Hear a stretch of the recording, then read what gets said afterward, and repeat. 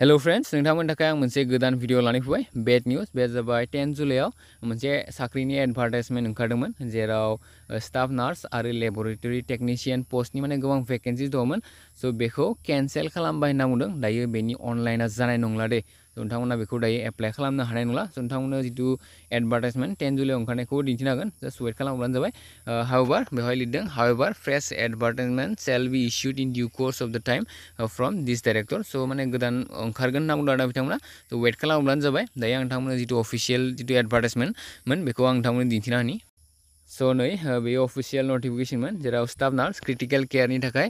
640टा post दङमोन ओमफ्राय laboratory टेक्निशियाननि थाखाय 128टा पस्ट दङमोन स' बिएससि नार्सिं माने बिएससि कमप्लिट खालामना जानांगौमोन नार्सिं थाखायो नालाय स्टाफ नार्सनिया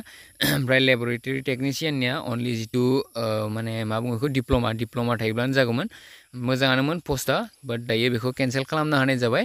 रिजनखौ बिसोर बुंदों आरोना इन एडभार्टेन्ट होनना बुंदों इन एडभार्टेन्ट माने बर'आव एक्सुवेलि जोथोन गैयै बा जोथोन लायै टाइपनिसो जायो स' उनाव मिथिसिगोन बिथांमोना गोदान माने जितु नटिफिकेसन बेखौ बिथांमोनाथ' अलरेडि दिहुननो हाखागोन होनना बुंखादोंनो स' जेब्ला दिहुननो हागोन नोंथांमोननो माने आं माने डाइरेक्ट बे भिडिअनि गेजेरजों नोंथांमोननो दिन्थिनो हाखागोन स' वेट खालामब्लानो जाबाय